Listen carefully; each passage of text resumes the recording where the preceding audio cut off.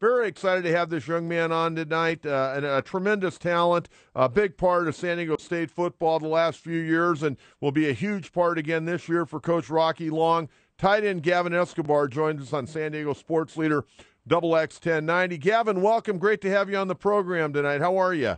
Oh, good. How are you? Thanks for having me. Doing very well. I saw that, and I followed your career, obviously, and I remember actually when you were playing and got recruited by San Diego State out of Santa Margarita Catholic up there, and that's a great program up there. How heavily recruited were you out of high school? I really wasn't recruited heavily. I played wide receiver in high school, and my only Division I offer was actually San Diego State. So it was a pretty easy choice. Yeah, it was, and I was excited to come down here.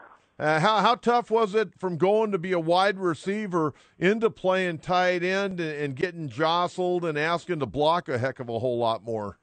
Yeah, that was really tough because in this offense at San Diego State, it's not just we don't spread out the tight end. We're asked to block and everything, so that was a big transition my first year. Hey, give me a read. Both coaches are absolutely outstanding. I'm a big Rocky Long fan.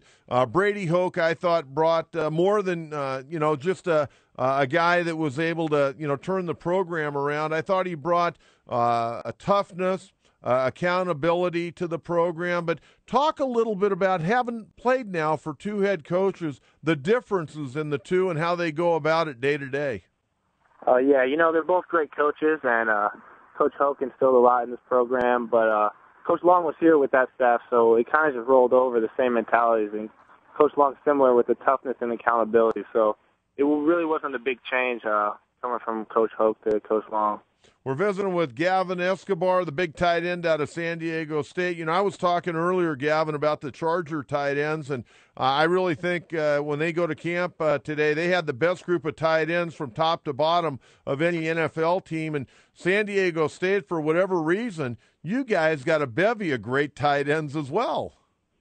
Yeah, we got a lot of guys. We just had Austin graduate, so we're filling the spots with some younger guys too, that like DJ and Hunter and Adam Roberts. But we also had a tight end who was moved to tackle, so he's going to help us on the O-line, so that'll be good. Hey, Ryan Lindley could fire that ball all over the stadium. This year you got a couple of guys, one guy with a lot of experience in Ryan Katz coming down from Oregon State. Adam Dingwell's in competition with him. What's it like kind of getting used to a new quarterback or two? You can't replace a guy like Ryan Lindley. His arm strength was phenomenal, but Ryan Katz and Dingwell are both great quarterbacks. They're a little more active in the pocket, so they can make plays a little longer, and they're kind of similar in that sense, so it's good having both of them. Hey, Gavin, what are you studying and when your football days are over, and hopefully you're going to have a long, lengthy, and healthy career in the National Football League, but what are you studying, and what would you like to do someday?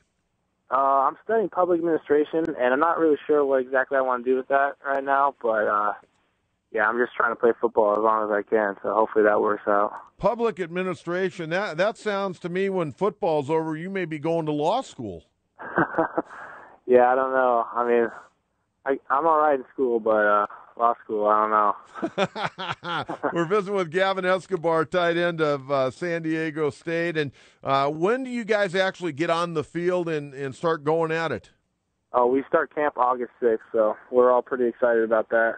August 6th, and of course you play that opener up against Steve Sarkisian's Washington Huskies, and I know everybody at San Diego State gearing up. You guys are playing a Pac-12 school, but there's a lot of work to do before that game ever comes about. Yeah, we got a lot of work to do in camp. We just got to get better every day and keep improving. So. Hey, we're focused on that first game, though. Hey, yesterday they did you go? You were over at the Mountain West Conference meetings, weren't you? Yeah, it was. Me and Leon. Okay, so you're over there, you and Leon McFadden, and, you guys are wandering around doing the different interviews with the different media guys that are there, and TV interviews, radio interviews, and all of a sudden they come out and in their, predictions, Boise State going to win the conference easy. San Diego State predicted to finish fifth. How big a motivator is that for you and Leon and the rest of the guys?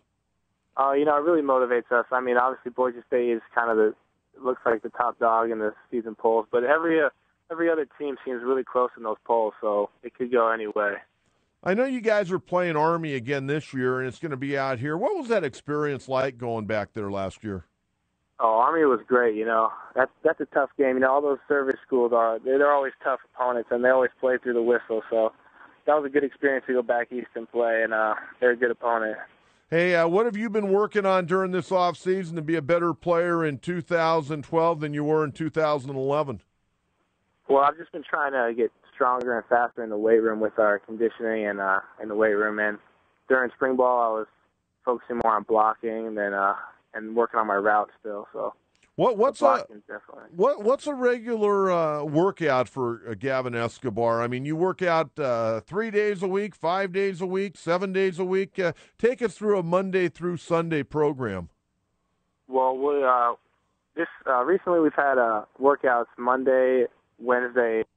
That's lifting, and then on Tuesday and Thursday we'll run, and then we'll come in on Saturday, maybe get some extra work on our own, and maybe do some more routes with the quarterback on our own.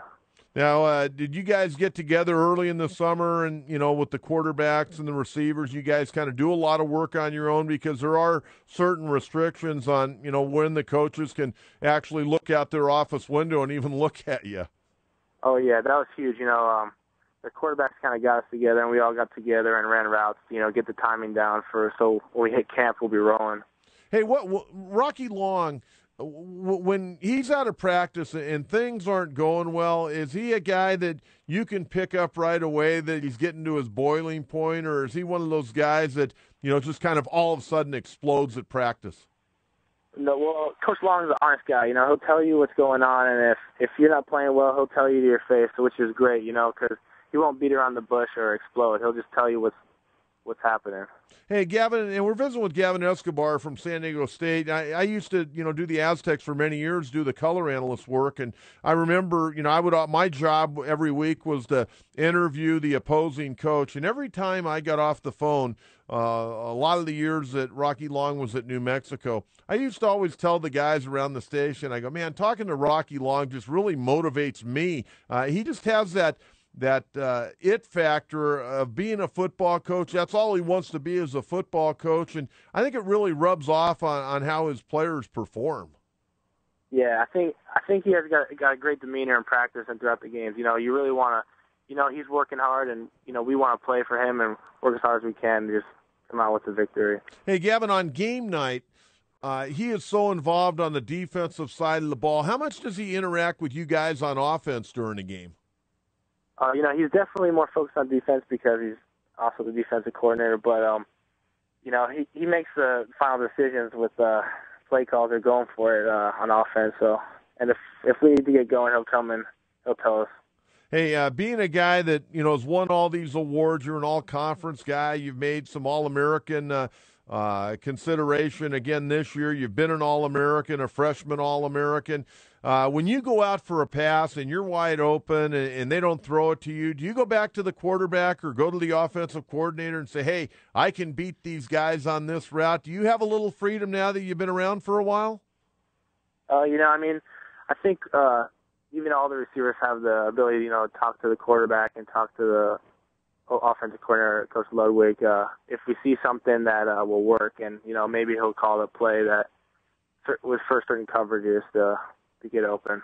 Hey, let me go back to the two quarterbacks, Katz, who's got the experience playing for Mike Riley up at Oregon State, and Adam Dingwell, who's been in the program now for a few years. What are the differences on how they throw the ball? One guy throw a heavier ball, a harder ball. One guy put more air underneath his pass. So what are the differences?